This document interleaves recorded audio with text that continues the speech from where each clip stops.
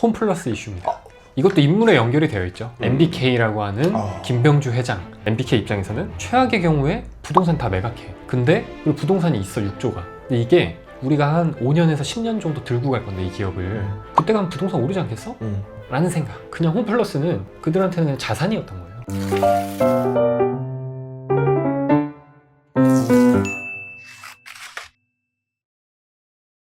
모든 것은 부동산으로 연결된다. 안녕하세요. 부자 친구들의 전 사이트입니다. 안녕하세요. 맥스입니다. 네, 이번 것도 아주 무겁고 핫한 홈플러스 이슈입니다. 이것도 인물에 연결이 되어 있죠. MBK라고 하는 김병주 회장이라는 또 인물과 지금 연결이 되어 있어서 요즘에 또 아주 핫하죠. 경제적으로 큰 파장이 있을 것 같은 그죠? 그런 느낌이네요. 경제적으로도 큰데 부동산과 연결돼 있더라. 그래서 저희가 다루는 게 제일 좋을 거다 라고 생각해서 우리에게 최적화된 주제군요. 그럼요. 홈플러스를 산 사람이 투자자잖아요. 그렇죠. 근데 그들이 기업 사냥꾼인 사모펀드라고 불리는 기업을 사는 사람들이에요. 기업을 싸게 사거나 가치를 올려서 파는 게 그들의 가장 큰 목적이죠. 그러니까 투자자인 저희가 봐야 그렇죠. 정확히 이 사람들의 목적과 현황에 대해서 알 수 있다는 거죠. 궁금한데? 그래서 한번 자세히 들어가 보겠습니다. Let's go! 근데 사모펀드, 어떤 거를 사모라고 보통 표현할까요? 프라이빗이라고 해서 네. 큰 돈이 그쵸, 있는 그쵸. 사람들을 대상으로 네. 모으는 펀드다 네네. 라고 이해하시면 돼요. 그쵸. 근데 이 MBK라는 사모펀드가 성공적인 사례도 많지만 안 좋은 사례도 있더라고요. 그 중에서도 이런 홈플러스가 대표적인 사례로 뽑힐 수 있을 것 같다. 2015년으로 돌아가야 돼요. MBK가 아시아 규모 거의 최대의 딜이었어요. 7조 2천억에 달하는 금액으로 당시 홈플러스를 인수했었거든요. 야, 엄청 크죠. 7조. 근데 우리나라에 3대 유통 마트가 있어요. 첫 번째 이마트. 이마트, 이짱, 이짱이 홈플러스 아니에요? 홈플러스, 네. 삼짱, 삼짱은 뭐지? 삼짱은 롯데. 롯데마트. 이 세 개가 네. 거의 우리나라의 3대 마트 짱이에요. 근데 그 당시 2015년에 이마트의 시가총액 6조 조금 넘었거든요. 어떤 사람들은 MBK가 뭐 있을 거야. 반대쪽에서는 야 저거 너무 비싸게 샀다. 무슨 욕심에 저렇게 산 거야. 이 입장이었거든요. 그래서 그때는 이게 이슈가 엄청 됐었어요. 그래서 제가 그때 돌아가서 다시 한번 데이터를 보니까 네. 그렇게 비싸게 산 것 같지 않더라고. MBK 입장에서는 MBK가 돈이 많았어인가요? 돈이 많긴 많죠. 근데 다른 이유가 있었던 거예요. 부동산. 홈플러스가 그때 당시에 부동산 보유하고 있는 걸 다 합치면은 네. 얼마였게요? 7조는 넘었겠죠? 아니요. 한 6조 정도 됐어요. 그럼 거기다 기업 가치까지 합쳐가지고. 그죠. 왜냐면 그때만 하더라도 홈플러스가 잘 나갔었고 매출이 거의 뭐 6조 와. 나왔어요. 매출이요? 네. 영업이익이 3천억 정도 남았었나? 야. 근데 유통업의 특징 자체가 TMF 사태를 본 사람들은 알겠지만 거기도 매출 채권을 가지고 엄청 막 찍어냈잖아요. 그런 게 이슈가 됐듯이 이 유통업도 그런 게 가능하거든요. 이런 매출 채권의 이슈도 있었다. 그래서 유동화가 잘 되니까 현금이랑 매출이 크잖아요. 네네네. 먼저 우리가 홈플러스에서 결제를 하잖아요. 네. 그 밑에 물건을 주는 업체한테는 혹은 매장에는 한 40일에서 60일 정도 그 사이에 정산을 해줘요. 그러니까 그 텀이 있는 거죠. 그래서 그걸 활용해서 또 돈을 돌릴 수가 있는 거예요. 계속 유동화를 할 수가 있는 거예요. 그래서 그런 것들이 있어서 MBK 입장에서는 최악의 경우에 부동산 다 매각해. 근데 연에 몇천억씩 영업이익이 나와. 그리고 부동산이 있어 6조가. 근데 이게 우리가 한 5년에서 10년 정도 들고 갈 건데 이 기업을 그때 가면 부동산 오르지 않겠어? 라는 생각. 근데 그렇게 생각하면 15년도잖아요. 거의 한 80% 정도 오른 거 아니에요? 전체적으로 따졌을 때? 그죠? 그럼 홈플러스도 그 정도 올랐는 거 아니에요? 근데 이게 홈플러스 자체는 규모가 너무 커. 그래서 이거를 살려는 사람들이 한정적이에요. 두 곳밖에 없어 거의. 리츠 같은 그런 부동산 관련된 거를 대규모 자금으로 매입해서 이제 배당 같은 걸 끌어낼 수 있는 그런 상품. 네. 아니면 그 대규모 부지를 매입해서 오피스텔 같은 걸, 아파트 같은 걸 올릴 수 있는 그런 시행사들이 매입을 하죠. 그런데 지금 아파트 시장, 특히나 지방 이런 데는 안 좋죠. 그쵸. 그러니까 엄두를 못 내는 거예요. 살 엄두를. 그러니까 두 번째 리츠 시장도 안 좋아지기 시작하고 하다 보니까 그런 걸 느끼고 선뜻 매입하기가 좀 힘든 거죠. 그러니까 호가만 높아지는 상황인 거예요.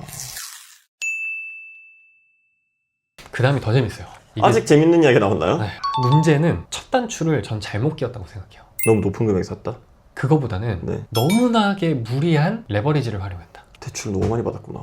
이 사모펀드들이 인수할 때 네. 예전부터 자기 투자금 엄청 조금 넣고 어... 많이 버는 걸 당연히 그쵸. 좋아하잖아요. 네네. 그래서 이 MBK가 홈플러스를 인수할 때 실제 자기 투자금은 네. 거의 안 들어갔어요. 오, 그게 가능해요? 10% 미만. 여러 가지 금융 기술들을 활용했던 거예요. 왜냐면 그들이 금융권 출신에 이게 엄청 빠르잖아요. 그쵸. 거기다 또 실내에 있는 그쵸. 또 기업이기도 하니까. 신뢰도도 있고. 음. 그래서 활용했던 방식이 3개가 있어요. MBK 자체에 네. 블라인드 펀드라고 해서 내가 뭘 투자할지 몰라. 네. 근데 투자를 할 건데 네. 여기 붙어라. 그냥 나라는 사람의 네. 신뢰도만 가지고 돈을 모으는 거네요. 그죠? 그 두 번째가 음. 상환 우선주라고 해서 네. 너 먼저 우선권을 줄게. 그러니까 투자해. 이렇게 하는 거예요. 그 경매로 따지면 최우선 네. 변제를 받는 그죠, 분인 그죠. 거잖아요. 정확히는 이제 상환 전환 우선주라고 네. 하는 건데 어... 이거는 이제 홈플러스를 투자할 줄 알고 네. 이제 투자를 했던 거예요. 세 번째, 우리가 아파트를 산다고 해볼게요. 네. 이 부동산을 담보로 여기서 대출 일으키면서 내가 사는 거잖아요. 그렇죠. 네. 근데 홈플러스도 부동산 자산이 있으니까 아... 홈플러스의 대출을 일으키면서 그 자금을 활용해서 산 거예요. 아, 그래서 10%도 안 들어간 거예요? 그죠? 그러니까 몇 조의 부채를 와. 만들어서 산 거예요.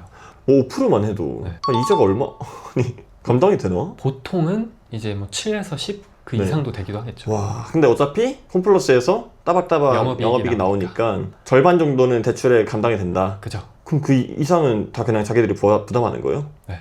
지금 시장에서 이율이 이 정도 되니까 몇 년을 버틸 수 있겠다. 네. 라고 계산을 하고 들어갔던 거예요. 아, 근데 여기서 이슈가 터졌잖아요. 코로나. 그죠? 제가 딱 얘기하려는 타이밍이었어요. 아, 걱정이 확 되는데요. 코로나가 터지면서 현금이 풀리고 금리가 엄청나게 치솟았잖아요. 변동금리로 했을 거 아니에요, 심지어. 네. 와. 근데 이 전세 사기 시장의 유형과 비슷해요. 극대로 이게 레버리지를 끌어올려가지고 그쵸. 몇백 채씩 샀는데 빌라왕. 갑자기 이게 폭락하니까 유동이 멈춘 거죠. 홈플러스 똑같아요 지금. 코로나만 있었으면 괜찮았어요. 근데 그 앞단에도 문제가 있었어. 2015년부터 네. 쿠팡과 SSG가 본격 활성화를 하기 시작했어. 그래서 이 마트 시장이 엄청나게 안 좋아지기 그렇네. 시작한 거예요. 그래서 그 두 가지의 악재가 설상가상으로 겹쳐버린 거예요. 이게 금리가 또 올랐잖아요. 근데 영업은 안 되고 이자는 많이 나가고 부동산 안 팔리고 그러면서 이제 신용등급이 매년 떨어진 거예요. 그러면서 이제는 자본시장에서 약간 빌려주기 애매한 신용등급까지 된 거야. 그러면서 MBK 입장에서는 이제 법원에 간 거예요. 저희 좀 살려주세요. 네, 살려주세요. 근데 법원에서는 TMF 사태도 있고 하다 보니까 그쵸. 개인한테까지 피해가 가면은 사회적 파장이 굉장히 커지잖아요. 네. 특히나 홈플러스 자체에 약 2만 명 정도의 임직원이 있고 그 밑에도 여러 하청 혹은 그쵸. 협력 업체들이 있잖아요. 그러다 보니까 법원 입장에서는 이걸 바로 할 수밖에 없었던 거예요. 그래서 이제 법정 관리라고 기업 회생이 들어간 거예요. 네네네. 그러면서 이제 이슈가 한번 확 돼가지고 지금까지 상황이 오고 있는 거죠. 여기서 하나 궁금한 게 기업이 기업 회생을 신청하면 법원에서 또 나라에서 어떤 도움을 줄 수 있는 거예요? 우리나라에 3대 회계법인이 있거든요. 네. 거기에 이런 M&A를 대표로 하는 분을 만나가지고 최근에 이 얘기에 대해서 한번 얘기한 적이 있어요. 오. 그래서 그분이 얘기했던 거는 가장 우선적으로 하는 목적 자체가 채권자들과 이자 협의를 하기 위해서 나 이자 못 줘. 나 이제 아파. 얘 괴롭힐 거면 나한테 얘기해. 법원에서 중간 조율을 해주는 거예요. 근데 제 생각에는 이걸 노렸던 것 같아. 이자가 너무 커. 월에 3, 4천억이에요. 근데 MBK가 노력도 안 하고 그냥 바로 신청한 거냐라고 할 수 있죠. 네. 근데 원래는 2020년에 이거 안 되겠다. 네. 뭐라도 하자. 라고 해서 그때 당시에는 6, 70개 정도 있었던 그 자기가 보유하고 있던 부동산을 네네네. 묶어가지고 네. 상장을 시키는 거야. 아. 안 팔리니까. 근데 실패했어. 어떻게 보면 그것도 좀 베스트 안 중에 하나였겠네요. 그래서 이런 악재가 계속 겹치면서 지금의 상황까지 오게 된 거고, 이 여론 자체는 아니 기업을 살려야지 뭘 돈을 좀 더 끌어오려고 해서 끌려고 했냐, 이런 의견이 되게 많아요.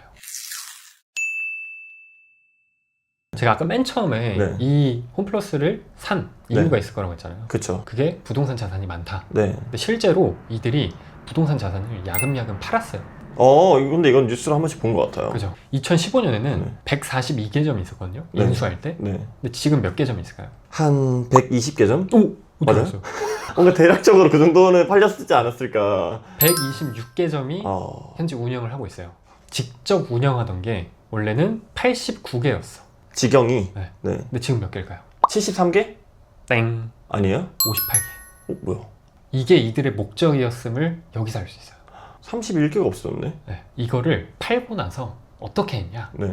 임차를 한 거예요. 자, 아까 누가 산다 그랬어요? 2명이 산다 그랬잖아요. 보통 리츠 같은데 네네네. 큰 기관에서 네. 사고, 두 번째는 시행사. 근데 첫 번째, 리츠 같은 데에서는 네. 왜 사냐? 임대료 받으려고. 누군가 이거 운영을 해줘야 되는데 그렇죠. 그 사람들이 운영할 수 없잖아. 음. 그래서 리츠나 이런 기관들한테 넘길 때에는 보통 세일 앤 리스백으로 넘겨요. 두 번째, 시행사한테 넘길 때에도 네. 그래서 그 조건 협의에 따라서 달라진다. 하긴 시행사 같은 경우도 뭐 당장에 거기를 뭐 굳이 개발을 하지 않을 수도 있으니까 그러니까. 그냥 남아있는 기간 동안 너희가 운영하면서 나한테 돈 좀 줘라 이렇게 할 수도 있겠네요. 그렇죠.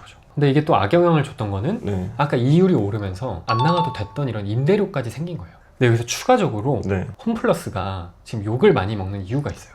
홈플러스에서 매출이 발생을 하잖아요. 네. 그거를 또 상품을 만들어서 유동화를 시켜요. 누가 샀냐면 정년 퇴직금을 가지고 그러니까 월에 좀 현금 흐름이 필요하신 분들, 네. 이런 분들이 많이 사요. 2, 3천억 대요. 이 홈플러스 측의 MBK는 네. 알았을 거잖아요. 회사가 이 정도로 내려가고 있다는 거예요. 그쵸. 발행하면 안 됐었는데 음. 끝까지 발행을 했던 거예요.